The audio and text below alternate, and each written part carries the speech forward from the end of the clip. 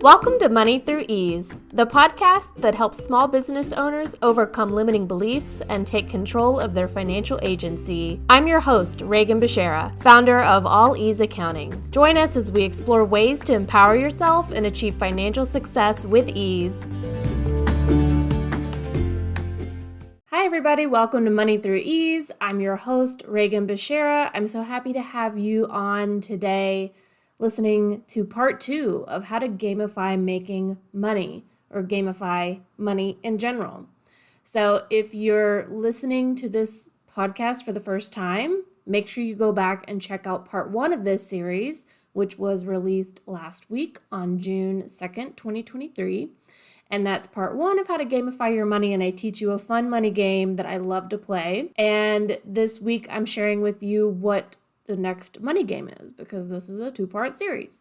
So if you're new or if you've been here for a while and you haven't done this yet, I want you to rate and leave me a review of this podcast. I want you to share this podcast with someone who is doing money mindset work too. So this episode is all about the second money game that I like to play, and it's called When I Spend, It Comes Back. So last week's episode was part 1. Make sure you go listen to that, and that game was called Look Around and Pick It Up. So here's the overview of the game for this week. Let's talk about why we play money games in general. Why do we give a shit about gamifying money? So I want to make money in a fun way. I don't know about you, but things are better in my life whenever I'm having fun. I want to have a better relationship with how I spend and make money. And I want to share it with y'all because the podcast is Money Through Ease. We're talking about money here. We're talking about our money mindset.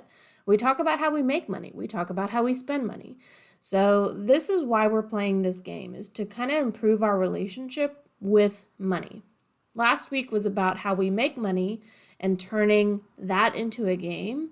And this week is about how we spend money and turning that into a game. There will be no toxic positivity mindset here. Your relationship to money is morally neutral, and I truly believe that. Because money is just a tool or a resource, and we'll talk a little bit about that later. So since we get to decide how we relate to money, we might as well choose to relate to it in a fun way, right? We play games to make it lighthearted, we lower the emotional stakes when we're playing a game, and we loosen up when we quote-unquote don't win a round of the game. So let's talk about how to play this money game. Last week was to look around and pick it up, which is very self-explanatory. Like, it's in the name of the game how you play. This week is a little more nuanced. It's not instructive by the name of the game. The name is When I Spend, It Comes Back.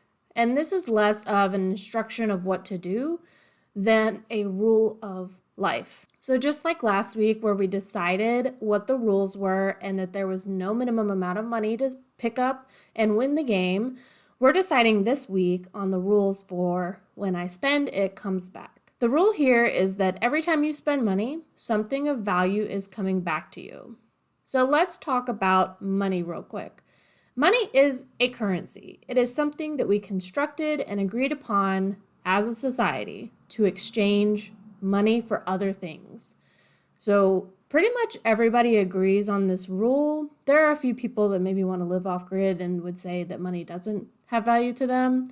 But for the most part, as a society, we've agreed that money is currency and we can exchange it for other things that have value. We've all kind of agreed on what the value of a certain amount of money is. So if I'm holding money and you're holding a sandwich, and we both agree that we're willing and consent to trading one for the other, that's currency. That is commerce. So anytime you spend money, it actually comes back to you, because money is just a placeholder for things. When you do work for someone else, you're trading your labor or access to your knowledge or your skills for money.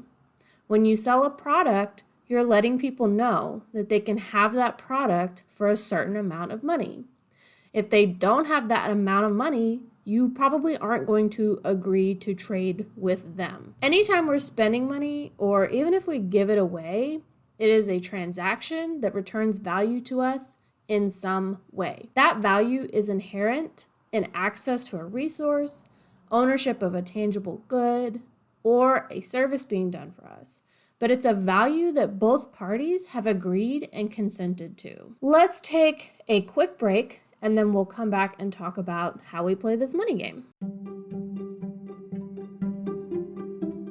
Introducing Mind the Gap, the self-paced entrepreneurial bookkeeping course designed to help you bridge the gap between being an employee in someone else's business and building a small business that supports your income. With easy-to-follow lessons and practical exercises, you'll learn how to take control of your business finances and make informed decisions. Sign up to be the first to know about beta testing, early bird discounts, and launch. Head to alleaseaccounting.com/mindthegap to get on the interest list today. That's MIND as in dog, THEGAP as in person. This is how you play this money game. Anytime you transact with actual dollars, this could be physically exchanging money, but it can also be electronically sending money to someone else. You win the game if you receive something in return that you think is valuable. The thinking part of this is huge, and it's the most important part. If someone were to offer you a bag of dead leaves and you had no interest in acquiring any extra dead leaves because you have enough in your yard right now, you would think, that's not valuable to me, and then you would not exchange money with that person. But someone who gardens and makes their own compost would probably be thrilled to acquire more dead leaf material for their compost bin, and they might even pay money for it. Most people give away dead leaves for free on their curbs every fall, but some folks buy mulch and dirt and other decomposed materials for their gardens, so they do inherently have value. It's your thoughts about the value of what you're trading that matter most. Your thoughts are actually the only thing that matter about the value of whatever you're willing to give up money for. To win the game, you just have to receive something of value when you spend money. And because money is value and value is money, then you spend money and receive something of value back. Your money has essentially come back to you. Remember that money is just a placeholder for the things that you want or need, and its value is agreed upon already by the rest of us. By spending money and receiving something of value in return, your money has come back to you when you spend it. Here's an example that I used in last week's episode that I can use again for this week's money game. So the example that I gave last week for look around and pick it up was that a former client of mine, we had somehow managed to mess it up that I was paying for his QuickBooks Online subscription out of my account. And so this client paid me back for the subscription that had accidentally been paid from my account for several months. This is the most literal way to play this game. I spent money and then it came back to me. Of course, I had to ask that client and say, hey, I've actually been paying for your subscription. Can you reimburse me? But I still won the game because that money was spent from my account and it came back to me. We could argue that I shouldn't have been paying that money in the first place and that it was a mistake. But regardless, that money was spent from my account and then it came back. A simple example of how to win this game is to notice the next time you're hungry and you go out to pay for something to eat. You experience a want or a need that is physically manifested in your body, hunger pangs. You go out and give someone money in exchange for a sandwich. Craving satisfied. Money was spent and you got something back that other people would agree is valuable. Food. Unfortunately, we can't eat money, which is why I shared with you the idea that money is just a placeholder. Someone gave you that money at some point because you provided value to them by working or giving them something that they wanted. You hold that money until it's time for you to trade it for something valuable that you want or need. Here's the benefits of playing this game. We've already talked about how we don't need to have a super positive money mindset. That line of thinking can lead to toxic positivity, which is the idea that we should all be positive all of the time and there's no room for bad or negative feelings and emotions in our lives. Of course, that is not true. Sadness, anger, frustration, and other feelings that we would all agree are quote-unquote negative actually do play a role during certain times of life, and it's okay to feel that way. In the same way, we don't always need to feel super positive and amazing about money in our relationship to it. You don't need to light candles and rub crystals on your chakras to heal your negative thoughts about money. Instead, I'm proposing this solution: to gamify your money in the ways that I've taught you the past 2 weeks. We remove the pressure of never feeling bad about money and instead lower the stakes. You can find money if you need it right now. Just play the first game I taught you last week. Look around and pick it up. You can get money and value added back to your life by focusing on how money comes back to you when you spend it.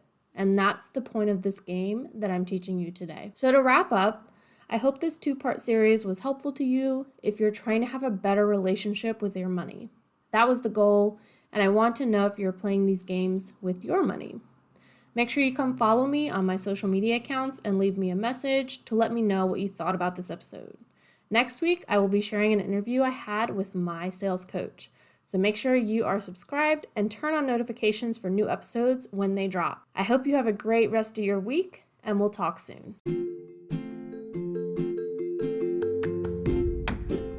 Thanks for tuning in to Money Through Ease. If you enjoyed this episode, make sure to subscribe to my email list to stay up to date on all the latest content. You can also follow me on social media at All Ease Accounting or facebook.com/accounting with ease for even more insights and updates. And if you're interested in learning more about my bookkeeping services, don't hesitate to schedule a complimentary consult today. Thanks again for listening, and I'll see you next time.